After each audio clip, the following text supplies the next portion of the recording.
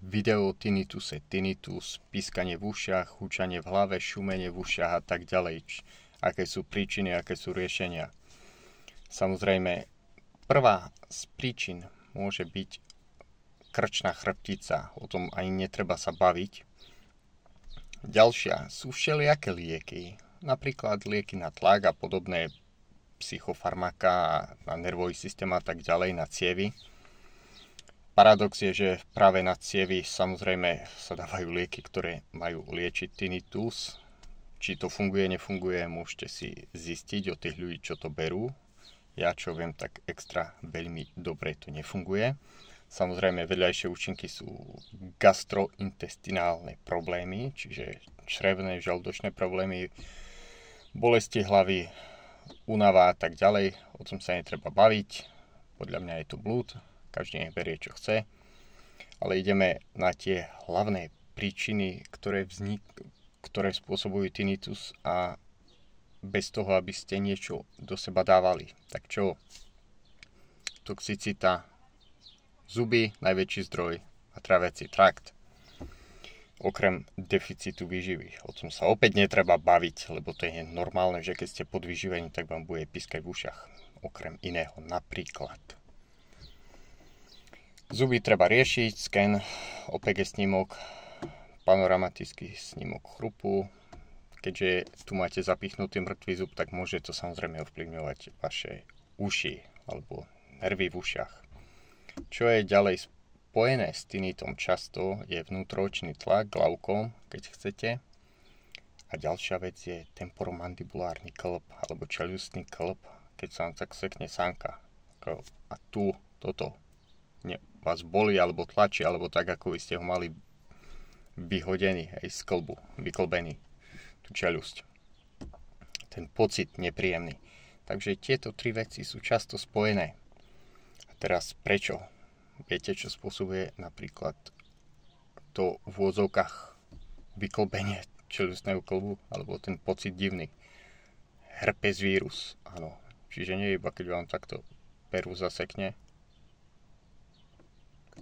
ale aj problémy s klbami spôsobujú vírusy. Čiže dávajte si na to pozor, keď riešite problémy s klbami.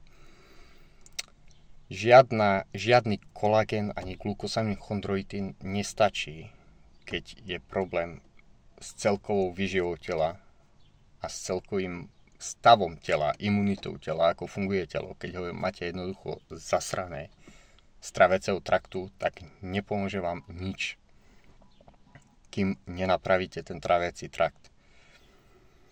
Teraz, povedzme si, čo je ten vnútroočný tlak najprv, keďže už som povedal, čo je ten čeľustný klb.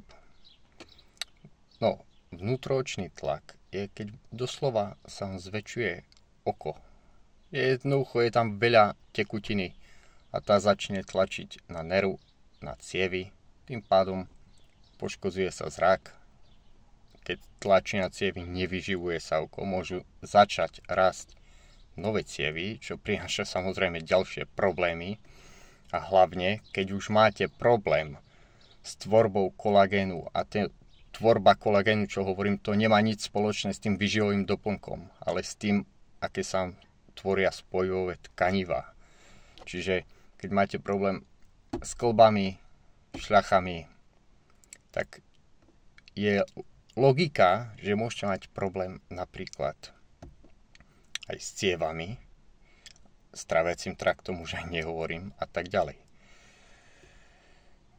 Vírus ako príčinu tohto tu bolesti alebo jednoducho divného pocitu v čeľustnom klbe som spomínal. Akým princípom to spôsobuje alebo akým mechanizmom, tak napríklad tým, že vám poškodzuje nervový systém, ok, nervy, neuróny, bodka. A teraz si povedzme ten tinnitus. Takisto, rovnako ako vnútroočný tlak glaukom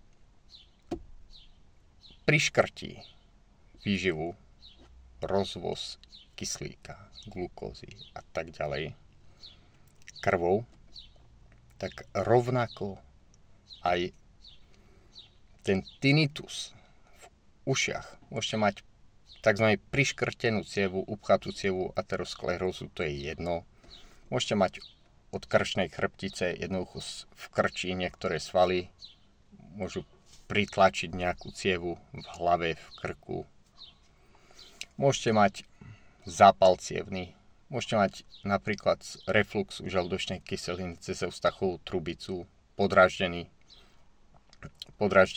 ucho, čiže preto vám môže pískať v ňom permanentne, alebo je tam už dokonca plesňová infekcia, ktorú extra veľmi nerieši nikto. Alebo môžete mať aj bakteriálnu infekciu, alebo môžete mať jednoducho iba poškodené tie sliznice a cievne zápaly a podobné veci. Teraz dá sa to vyriešiť, nedá tinnitus. Tak ako všetko, u niekoho sa dá rýchlo, u niekoho sa dá pomalšie, u niekoho sa nedá vôbec. Napríklad ľudia, čo mali ožarovanie alebo chemo a majú zlikvidované silne poškodené tkaniva, zjazvené jazvové tkanivo, nemusia sa z toho úplne dostať, možno aj čiastočne. To sa nedá dopredu povedať jednoducho. Ale určite žiadne tie preparáty, zázračné elixíry, ktoré na internete sa predávajú, nevyriešia tinnitus. Prvá vec je výživa.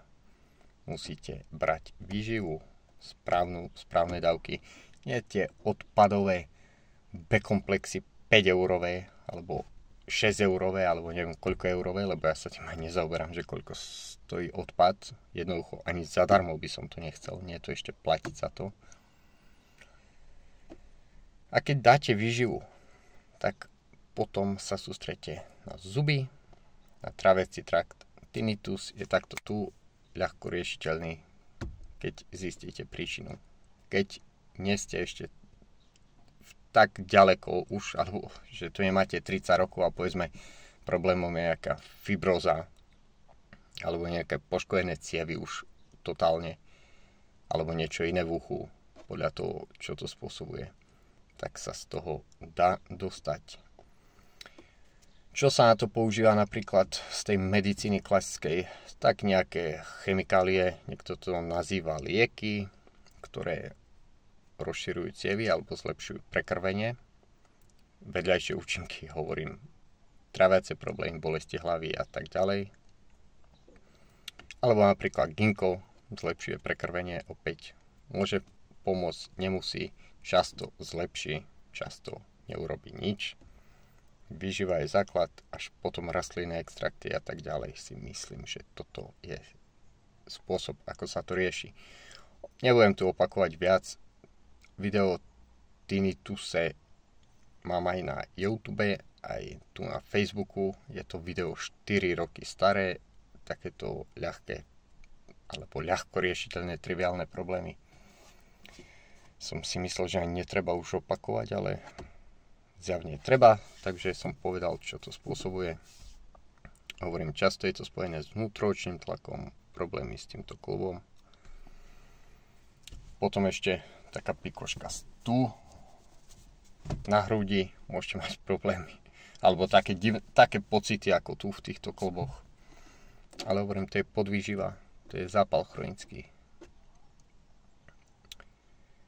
A tvorba kolagénu v tele, jednoducho tzv. Zrenie, môžete to nazvať zrenie kolagénu, alebo jednoducho sa nevytvorí ten kolagén v takej kvalite, tá štruktúra, aká má.